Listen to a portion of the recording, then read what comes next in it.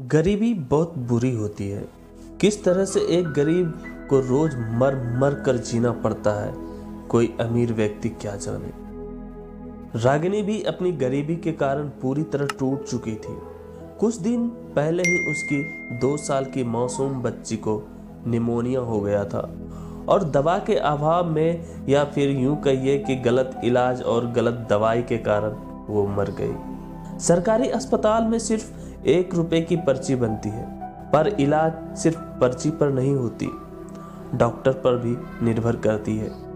रागिनी के पास इतना पैसा नहीं था कि वो अपनी बच्ची को प्राइवेट डॉक्टर को दिखा पाती। जब सरकारी अस्पताल में बच्ची को दवा से कोई विशेष फायदा नहीं हो रहा था, तब वहीं लाइन में खड़े एक मरीज ने उससे कहा कि इसे आप तुरंत डॉक्टर रवि को दिखा दीजिए। यहीं आगे चौराहे पर उनका क्लिनिक है और बहुत अच्छे डॉक्टर हैं वो।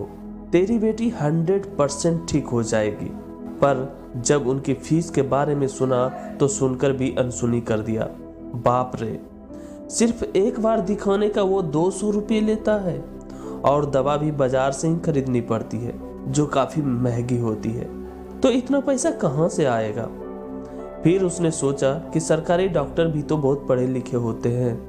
कितनी मुश्किल से किसी का एडमिशन डॉक्टरी की पढ़ाई में होता है। बहुत पैसा लगता है, बहुत मेहनत करनी पड़ती है, तब जाकर कोई डॉक्टर बनता है। पर किसी मरीज को कोई डॉक्टर बढ़िया दवा देता है तो कोई घटिया। ये बात उसकी समझ में नहीं आती थी कि आखिर ऐसा क्यों होता है। उसने एक बार अखबार में पढ़ा था कि अगर पिछड़ी जाति का कोई गरीब स्टूडेंट हो तो एडमिशन टेस्ट में फेल होने पर भी उसे सरकारी मेडिकल कॉलेज में प्रवेश मिल जाता है। इसी प्रकार बहुत कम नंबर होने पर भी उसे मेडिकल कॉलेज की डिग्री भी मिल जाती है और आरक्षण के तहत आगे चलकर सरकारी नौकरी भी। अचानक उसका कलेजा कांप गया। बाप रे, कहीं ऐसा तो नहीं कि हमारी बच्ची का इलाज भी जौन डॉक्टर करत है वो डॉक्टर भी आरक्षण वाला डॉक्टर हो, और यही कारण से जौन दवाई वो देत है तौन फायदा नहीं करत है। गुस्से से उसके खून में मानो उबाल आ गया। वो चिल्लाकर बोली, हे देश के कुर्सिलो लूप नेताओं, आप कुछ भी करो पर डॉक्टरी पढ़ाई से मजाक बिल्कुल ना करो। फेल को कतई पास ना करो और सरकारी नौकरी में भी कम नंबर वालों को कतई नौकरी ना दो। आखिर किसी मरीज की जिंदगी से खिलवाड़ करने की छूट भला कोई कैसे दे सकता है किसी को? पर ये बातें तो सियासी है। वो कैसे इस बात को जानेगी कि कौन सा डॉक्टर आरक्षण वाला है और कौन सा डॉक्टर पूरे नंबर वाला? जब आरक्षण का लाभ पाने के लिए जाति का प्रमाण पत्र जरूरी होता है तो नौकरी मिलने के बाद ऐसे डॉक्टरों के नाम के आगे ये भी जरूर लिखना चाहिए कि कौन सा डॉक्टर आरक्षित वर्ग वाला है और कौन सा डॉक्टर पूरे नंबर वाला।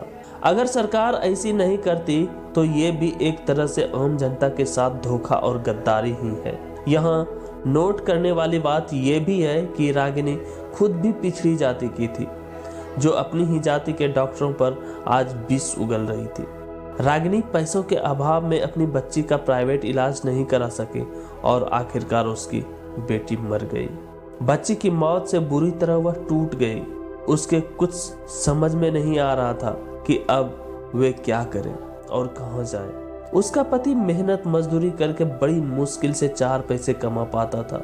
उतने से घर का खर्चा तो चल जाता था, लेकिन दवा दारू के पैसे नहीं बचते थे। रागिनी के माँ बाप भी बहुत गरीब थे। उनके पास इतना पैसा नहीं था कि रागिनी को ज्यादा पढ़ा लिखा सके। बड़ी मुश्किल से उसने कक्षा 8 तक की पढ़ाई की थी।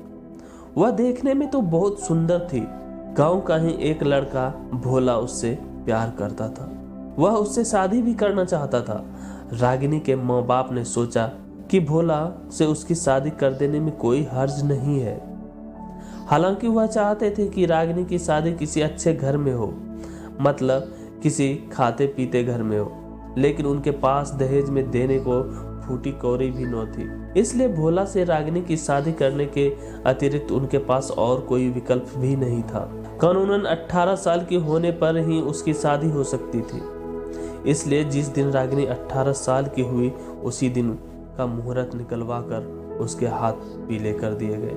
भोला दिल का बहुत अच्छा था, मेहनत मजदूरी कर वो रागिनी की भरसक सभी जरूरतें पूरी करता, पर बचा कुछ नहीं पाता। 9 महीने बहुत अच्छे से बीते। फिर सुलेखा का जन्म हुआ। घर का खर्चा बढ़ गया। गांव में जमीन खेत कुछ भी नहीं था उसके पास। रहने के लिए गांव के मुखिया ने एक झुग्गी उसे दे दी थी, जिसके एवज में वो उनके घर का थोड़ा बहुत काम कर दिया करता था। जैसे जैसे सुलेखा बड़ी होती गई, घर का खर्चा भी बढ़ता गया। इसी बीच गांव में सूखा पड़ गया। मेहनत मजदूरी का काम भी मिलना बंद हो गया। अब क्या करे वह? उसके पास 2 ही रास्ते थे। एक ये कि मुखिया से कुछ पैसे उधार लेकर घर का खर्चा चलाए, और दूसरा यह कि शहर जाकर कोई मेहनत मजदूरी का काम करे। पहली स्थिति बहुत खतरनाक थी, क्योंकि अगर वह कर्ज ले भी लेता तो उसको चुकाने की ताकत उसमें नहीं थी।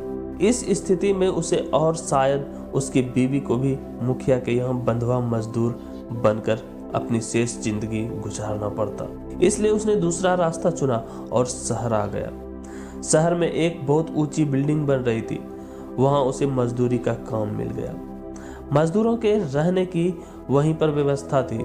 1 सप्ताह के बाद जब उसे मजदूरी के पैसे मिले तो उसने रागिनी को भी वहां बुला लिया। अब उनकी जिंदगी अपेक्षाकृत मजे से कटने लगी। 1 साल तक तो सब कुछ ठीक ठाक रहा। फिर अचानक एक हादसे ने उनकी सारी खुशियां छीन ली। मजदूरी के दौरान भोला उस बड़ी बिल्डिंग की 4थी मंजिल से अचानक जमीन पर गिर पड़ा, और जब तक उसे अस्पताल ले जाया जाता उसके पहले ही उसकी मौत हो गई। अब क्या करती रागिनी?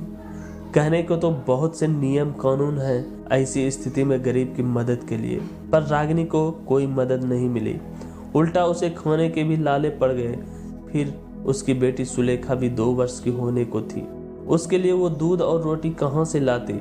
लिहाजा वो भी उसी इमारत में मजदूरी करने लगी, क्योंकि इस दयनीय स्थिति में भी मदद करना तो दूर, उल्टा रहने को जो खोली दी थी ठेकेदार ने, उसे भी खाली करने का हुक्म दे दिया। आगे बड़ी मुश्किल से कोई 3 महीने उसने काटे कि एक दिन सुलेखा की तबीयत अचानक खराब हो गई। वो सरकारी अस्पताल गई, लेकिन अपनी बच्ची को बचा नहीं सकी। अब रागिनी का इस दुनिया में और कोई नहीं था। उसने सोचा, पति नहीं रहा, बच्चा भी नहीं रहा, फिर मैं जिंदा क्यों हूं अब तक? दिन भर मेहनत मजदूरी करना और किसी तरह अपना पेट भर लेना, क्या इसी का नाम जिंदगी है? नहीं, इस जिंदगी से अच्छा तो मौत है। जिस जिंदगी का कोई अर्थ न हो, कोई मकसद न हो, वो जिंदगी सिर्फ एक बोझ है। बहुत देर तक वो अपनी जिंदगी के बारे में सोचती रही और अंततः मौत की राह चल पड़ी। चलते चलते गोमती पुल के बीचों बीच जैसे ही वो पहुंची, अचानक उसने अपनी आंखें बंद की और नदी में कूद गई। पर शायद उसे यह मालूम नहीं था कि जीवन और मृत्यु इंसान के हाथ में नहीं, परमेश्वर के हाथ में है। एक मल्लाह ने उसे पुल से छलांग लगाते हुए देख लिया और फुर्ती से नदी में तैरकर उसे बचा लिया। जब रागिनी को होश आया तो उसने देखा कि वो एक टूटे फूटे मकान में है। उसके सामने 2 छोटे छोटे बच्चे थे और वो मल्लाह जिसने उसकी जान बचाई थी। उसे देखती ही वो बिफर पड़ी। उफ, क्यों बचाया तुमने मुझे? मेरा कोई नहीं है इस संसार में। पति भी मर गया, बेटी भी मर गए, फिर किस लिए जिंदा हूं मैं? क्या दिन भर मेहनत मजदूरी कर किसी तरह से पेट में 2 रोटी डाल लेने का नाम ही जिंदगी है? नहीं, हरगिज नहीं। पर जिंदगी सिर्फ अपने लिए नहीं, दूसरों के लिए भी होती है। जिंदगी का अर्थ सिर्फ अपना पेट पालना नहीं, किसी और के अंधेरे जीवन में रोशनी लाना भी है। जरा इन छोटे छोटे मासूम बच्चे को देखो, इनकी माँ नहीं है। अगर तुम इन्हें अपना मानो तो जिंदगी का एक मकसद अभी भी है तुम्हारे पास। इन्हें माँ का प्यार देना, इन्हें शिक्षित करना, इन्हें उस योग्य बनाना कि ये भी समाज में सिर उठाकर जी सके। लेकिन अगर तुम इन्हें पराया समझोगी तो ऐसे लोगों के लिए इस जिंदगी का कोई अर्थ नहीं है। समाज पर बोझ ही है इस तरह के स्वार्थी लोग। अब फैसला तुम पर ही मैं छोड़ता हूँ कि तुम्हें जिंदगी चाहिए या इन बच्चों की खुशियाँ चाहिए या मौत। पर कोई फैसला लेने से पहले ये ना भूलना कि खुदा ने हर किसी को जिंदगी किसी न किसी मकसद से ही दी है, और उस मकसद को पूरा किए बिना जिंदगी से भागना और मौत को गले लगाना भी एक बहुत बड़ा गुनाह है। जिसकी सजा वहां मरने के बाद भी भुगतना ही पड़ेगा, और वो सजा शायद इस सजा से भी कहीं ज्यादा कठोर होगी। रागिनी ने कुछ सोचते हुए जब उन बच्चों को देखा तो उन्होंने अपने दोनों हाथ आगे कर दिए। यह देख रागिनी का वात्सल्य प्रेम उमड़ पड़ा और उसने दोनों बच्चों को अपने सीने से लगा लिया और बोली, आज सचमुच ऐसा लगता है जैसे मुझे भी जीने का कोई मकसद मिल गया हो। मेरी बेटी नहीं रही तो क्या हुआ, आज मेरे पास दो बेटे हैं, मैं इनके लिए जीऊंगी, जरूर जीऊंगी। मल्लाह ने जब रागिनी को अपने दोनों बेटे को अपने सीने से लगाते हुए देखा तो वह बहुत खुश हुआ। उसने पूछा, तुम्हारा नाम क्या है बहन? रागिनी। रागिनी ने उत्तर दिया, बहुत प्यारा नाम है।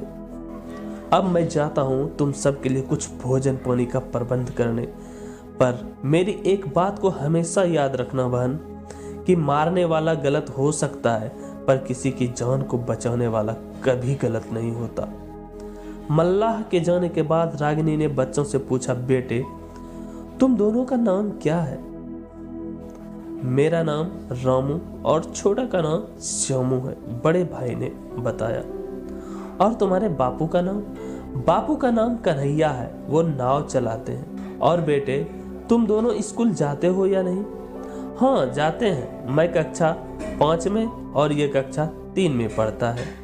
हमारा स्कूल यहीं पास में है, वहाँ पढ़ाई के साथ साथ भोजन भी मुफ्त में मिलता है।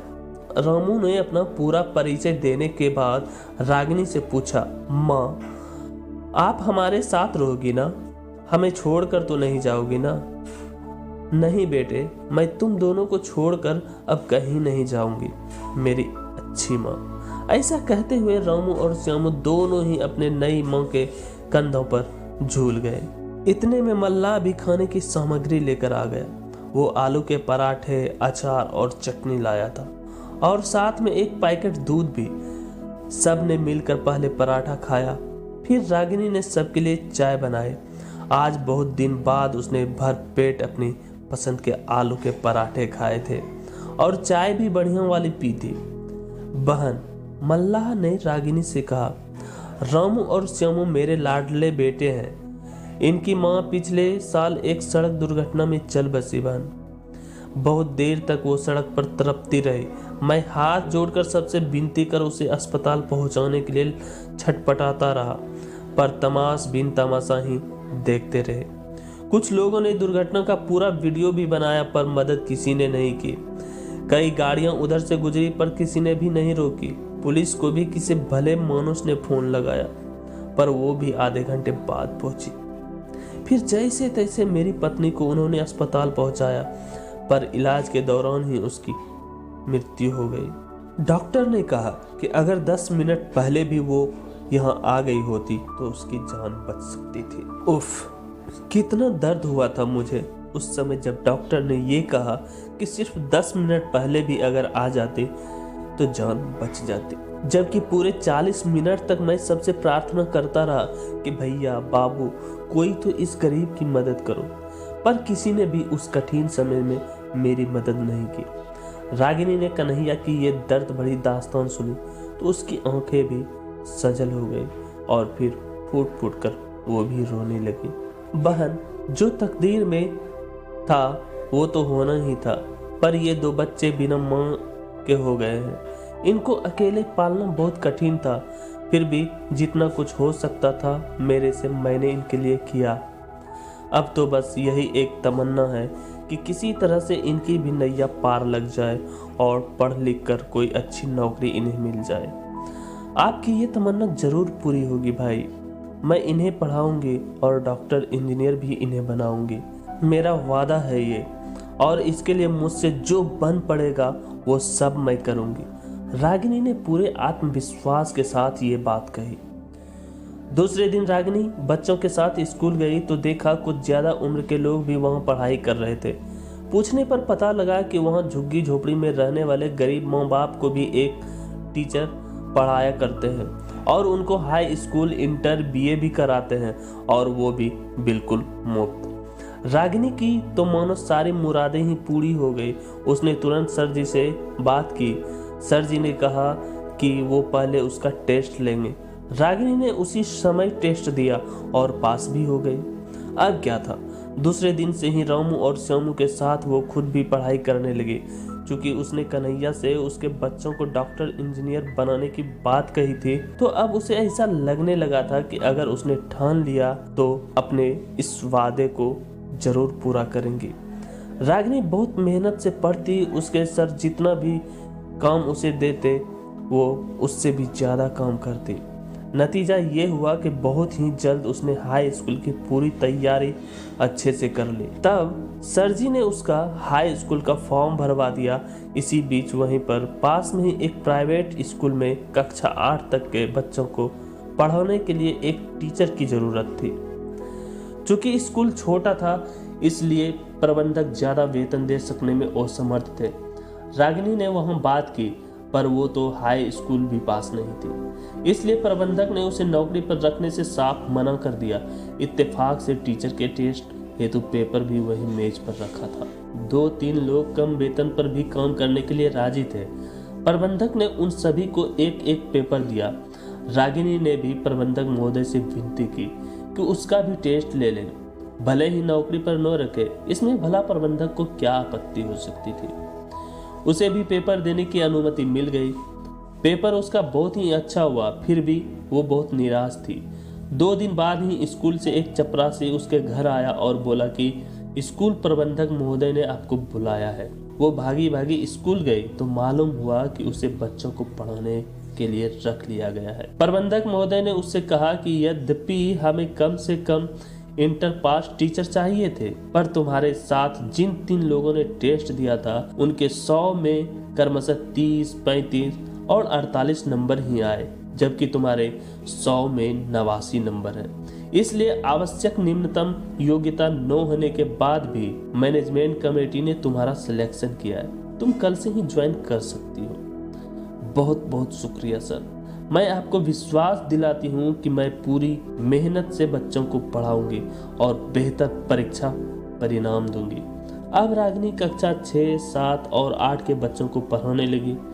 इससे उसे अपने हाई स्कूल की पढ़ाई में भी बहुत मदद मिलने लगी। घर की आर्थिक स्थिति में काफी सुधार आ गया। दिन बीतते गए, उसके हाई स्कूल की परीक्षा संपन्न हो गई। सभी पेपर अच्छे हुए और जब परिणाम आया तो उसके यहाँ उसे बधाई देने वालों की भीड़ लग गई, कारण उसने पूरे जनपद में टॉप किया था। इसके बाद फिर उसने पीछे मुड़कर कभी नहीं देखा। वो निरंतर ही अपनी मेहनत और लगन से आगे बढ़ती रही। रामू और श्यामू का नाम भी उसने सरकारी स्कूल से कटवा कर अपने स्कूल में लिखवा दिया। हाई स्कूल के बाद उसने इंटर और बीए भी प्रथम श्रेणी में उत्तीर्ण किया। श्यामू भी हाई स्कूल प्रथम श्रेणी से पास हो गया। उधर बीए के बाद एमए भी उसने जब प्रथम श्रेणी में उत्तीर्ण किया तो एक डिग्री कॉलेज में उच्च वेतन पर उसकी नियुक्ति हो गई। उधर श्यामू अपनी इंटर की परीक्षा प्रथम श्रेणी में उत्तीर्ण कर गया और सीपीएमटी में सेलेक्ट हो गया। एक मजबूर लड़की जो जिंदगी से निराश होकर आत्महत्या के इरादे से गोमती में कूद गई थी, आज एक डिग्री कॉलेज में लेक्चरर थी। कन्हैया, जिसके 2 बेटे सरकारी स्कूल में पढ़ते थे, आज उनमें से एक डॉक्टर बन चुका था और दूसरा आईआईटी में सेलेक्ट होकर इंजीनियरिंग की पढ़ाई कर रहा था। कन्हैया की खुशी का ठिकाना नहीं था। उसने रागिनी से कहा, बहन, मुझे नहीं पता देवी देवता और ईश्वर कैसे होते हैं। तुम्हारे आने से पहले किसको किसको मैंने नहीं पूजा था। कौन सा ऐसा दर है जहां मैंने माथा नहीं टेका था, पर क्या मिला? पत्नी की मौत और मासूम बच्चों की आंखों में आंसू।